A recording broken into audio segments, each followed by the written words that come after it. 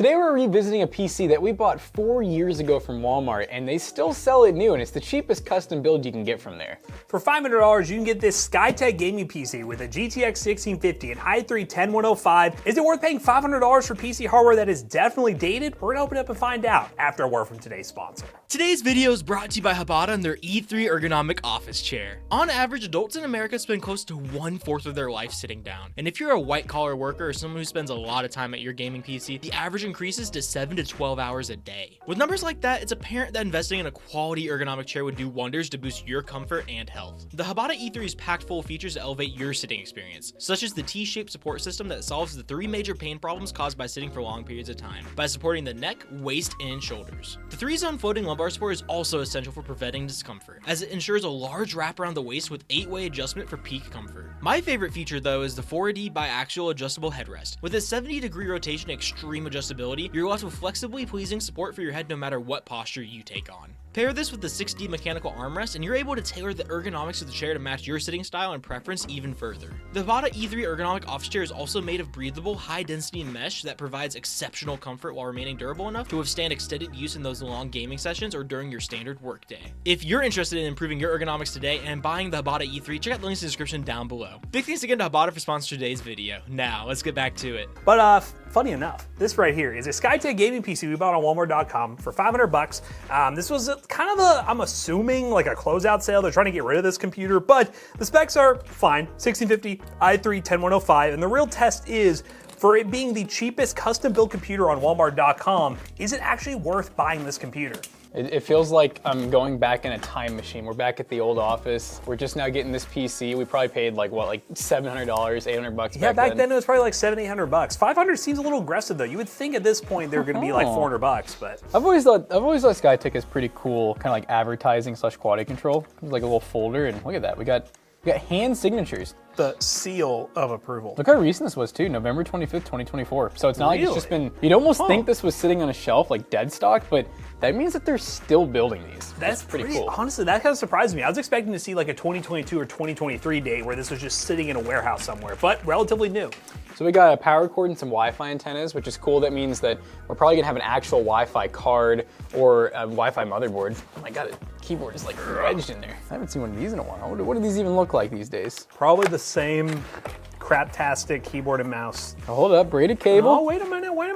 Yeah, so we get like a basic like RGB gaming keyboard. It's probably just all one static RGB color, but it's better than nothing, I guess. It's gonna be funny once we finish benchmarking this, because we're working on a new versus used pre-built challenge at the $500 price point, and just for a little foreshadowing, I got new. And it was very difficult for me to find some for $500, and this popped up, and I'll be honest, if this was around, this probably would have been my best choice. So this is gonna be interesting to see how this compares to what I ended up with. Yeah, we also get like some Skytech like fancy packaging. This feels a little newer. I don't feel like Skytech was doing like the whole design. No, they probably added. Because it actually looks pretty nice. That's not bad. Not gonna lie, like it kind of looks like a Glorious or like an like 710. Yeah, it's really not bad at all. You could game on this one. I could actually give I don't know how, the sensor could be horrible. It probably is, but. It's actually kind of lightweight though. Johnny, you can feel that. Yeah, it's not that bad. You know, some of those, they're not like really that light, but that one actually is pretty light. So that's not bad. Yeah, I'm just glad that it's not like the typical one that we always see where it literally looks like a robot. Like it's too much.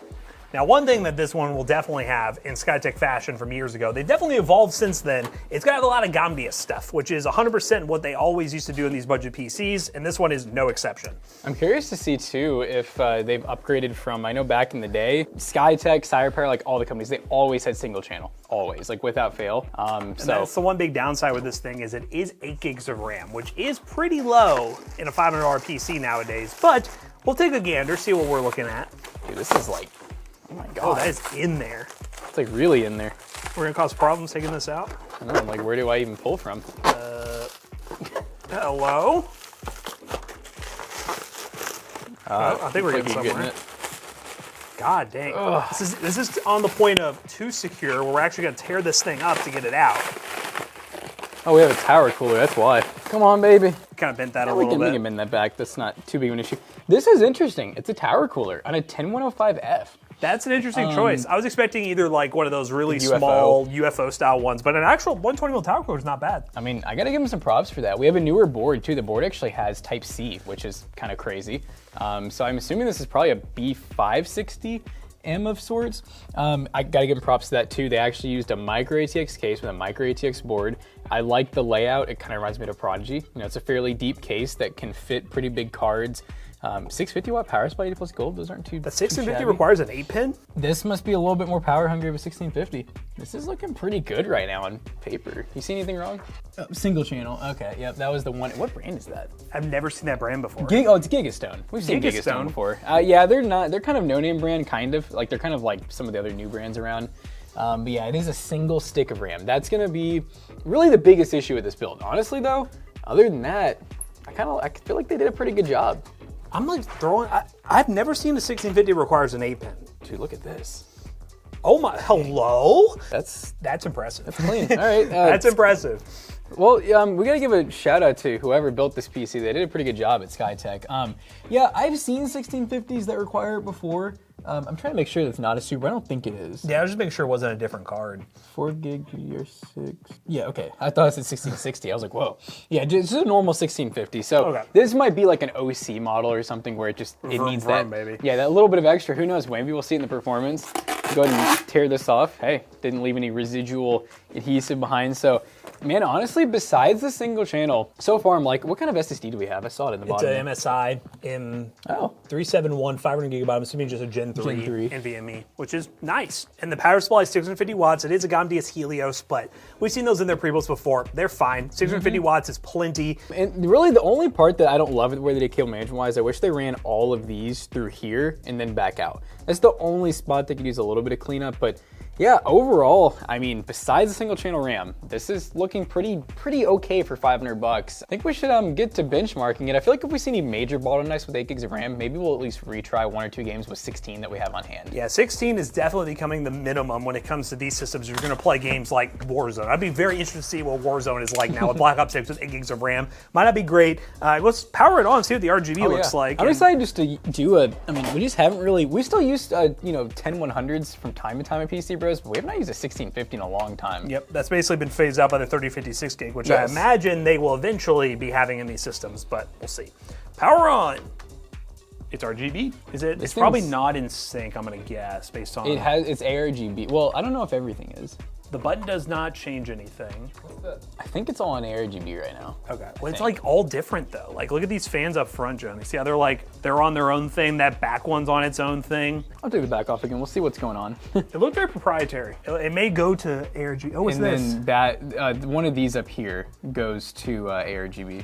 I think it's almost unplugged. That's the main power. Okay, so it's working. It's working. Okay, so it goes to ARGB. We'll definitely check. In theory, if we just do, it might be like a hold down kind of deal. ARGB only, knowing them, the last time I checked out Skytech pre-build, they normally have like Signal installed, which is hit or miss. Wait, look, when I do this, look, you see what I'm doing? Yeah, what do you? I'm plugging this back in. And it's like shorting it? Oh, it's like restarting the ARGB cycle, isn't it? Oh, okay. It's weird that the switch isn't changing it then, but whatever, okay. Well, we'll see what the RGB software looks like. We'll touch on that during the benchmarks, but it always turns on. It's got shiny lights, and for $500, can't really ask for much more right now on the market, so we'll see if it's actually worth it, if there's any issues when we benchmark. All right, guys, we are playing some Warzone. This is Black Ops 6 Warzone, so very demanding, and we're running the lowest possible set. We're on minimal, and that runs at 50% render scale, and you can tell it looks pretty bad. It does look a lot better though. I was on basic and I was getting like 30 FPS with it was some pretty crazy response times that were honestly too low for me to play. And he hit a crazy snipe. I did hit a crazy snipe in the load up lobby. No way that guy just died to you. You just died to me on a little $500 pre-build, buddy, but it definitely seems like the RAM, I think, is part of the issue here. Yeah. I definitely think once we add a second stick, I don't think we're gonna see like 40 more FPS, but I could see us getting like 20 more, honestly. I could see us getting a decent amount more FPS, but we'll have to test that after the fact. We're gonna test this configuration with 8 gigs, we'll test it in a Fortnite with 8 gigs, and then we will show you guys what it looks like with 16. We're just gonna swap that one stick out for a 16 gig kick that we have at PC Bros. That's where your team gets squad wipes. Be a little early, but it'll be okay. This is a bold play right here. Oh, he's better, he's better. Don't touch me. He had better computer. Don't touch me.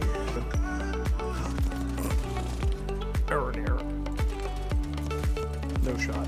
Teammate got him. Get him. Teammate got him. Let's go. Yeah. Oh, there's smoke. I knew there was another one, man. Dang, that dude just obliterated. What was he using? I'm begging to be killed right now. What was See him that? beat that? Yeah, that's a lot of bullets. Oh, this is Trish, baby, get him. Oh my Trish God, he's baby's down. He's down. How'd you get that guy? Good, they already res. Oh, Yep. don't stop shooting, don't stop shooting. I stopped shooting. Number one mistake in Warzone, never stop shooting. But it was like sort of play. I mean, I killed people. You did. Not the best experience. I'm curious to see if adding RAM is going to help that much. Maybe it will. Maybe it'll help a lot with the lows. If it doesn't, though, then it's hard to recommend this for a game like Warzone, obviously. But let's go ahead and test something else out. See what Fortnite can do. Okay, guys, we're testing Fortnite with the 8 gigs, single channel, DX11 unlimited frame rate, far view distance, low textures. Yeah, and I will say, warm-up lobby, definitely a bit stuttery. We're gonna go greasy, but our CPU is getting pinged pretty bad right now. You could say another word, but I'm not gonna say it. But yeah, we're gonna drop in and see if this gets a little better. But sometimes we've noticed too, when a CPU is limited in terms of memory, it tends to be like ran at 100% usage across the board. I don't expect to get that much better with dual channel memory, 16 gigs, but I expect, at least in this game, a decent amount of improvement. I'll be curious to see, holy crap. There's a lot of I'll people. be interested to see what happens when we test Warzone again and our other games, but yeah, we'll see how this holds up. Oh, this is exactly what I need on this PC, a sniper. Facing, they want you. Oh, we hit those! Yeah, that was for a lot, too. One more and they're done. Give it a gun! Oh, that's real Oh, player. I could have got him too! That was real player vibes. Get him. Anonymous, Oh, yeah. done? Lester's done for. Where are you shooting from? Get him. Get him. Oh, yeah. Oh, Oh, okay, I'm gonna deal with you. Oh! oh God. Did we just kill each other? 4 Oh, HP by Dang. basic. basic. I think this needs a RAM upgrade. That's kind of the consensus here with 8 gigs. We're gonna upgrade the RAM, run those tests again with 16 gigs dual channel, along with throwing some other games as well to test this thing. But $500, the single channel memory seems to be a big downer, but we've seen a lot of pre-builds like that, and we recommend you upgrade and the value gets better, so we'll just have to see after that, but a bit skeptical on the value thus far.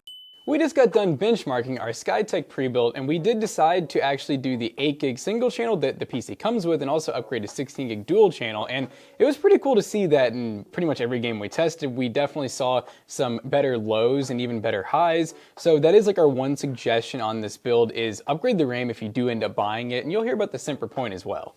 Yeah, the benchmarks were pretty definite that upgrading the RAM is essential, and we did go with this 16 gig kit from Silicon Power, which is dual channel 3200 megahertz with RGB as well, so even more RGB bling for this PC. But in terms of the benchmark numbers, when we ran our 3D Mark score with the 8 gigs of RAM, we got a score of 3,674, which is a 14 cent per point score. And then when we ran 3D Mark with 16 gigs of RAM, we got a score of 3,728, which factoring in the cost of the RAM still makes it a 14 cent per point score. We ran those other benchmarks back as well, Warzone and Fortnite. Warzone, we were getting about 80 to 90 FPS on the same really low settings we were before. I was able to actually turn it up to a 100% render scale and get about 60 to 70 FPS, which is what I would really recommend you do with this configuration. It's much more playable that way. And then we also ran Fortnite once again and got 120 plus FPS with no stutters this time. So the RAM, especially dual channel, helped out a ton in a game like Fortnite. Then of course we ran our built-in benchmark, Cyberpunk 1080p low settings, no FSR, 46 FPS average, minimum of 36, max of 58, and lastly, Wukong 1080p low settings at 50% render scale. We actually got a 67 FPS average, a max of 77, and a minimum of 47, but we were getting an error of low VRAM because, well, it only has 4 gigs of VRAM. So in total, I think the upgrade potential of this PC might be worth it for some people compared to other pre-builts on the market that are really low-end 4th and 3rd gen like i7s or i5s, but out of the gate it is not an amazing PC even at its price point. But you let us know in the comments down below. Would you buy this gaming PC for Walmart? And if you want to do some deal hunting on Walmart for pre-built gaming PCs, use our link in the description down below. It's an affiliate link and will help us out. This is probably the last time you guys will see us buy this pre-built, hopefully, unless we buy it 4 more years from now because they're somehow still selling it. But we hope you guys enjoyed today's video. If you did, check out our other 2 YouTube channels and also our twitch.tv/toastybros. And don't forget to like, comment, and subscribe. We'll see you guys in the next one. Bye-bye. So now that we've upgraded this PC with the proper amount of RAM and it's gotten the Toasty Bros seal of approval, it will be for sale at PCBros.tech with a warranty. PCBros.tech. We sell awesome gaming PCs we feature here on the channel and a bunch of other awesome gaming PCs you can find on the website today. Use code ToastyBros on checkout. You'll save 3% on your next purchase. See you guys later. Goodbye.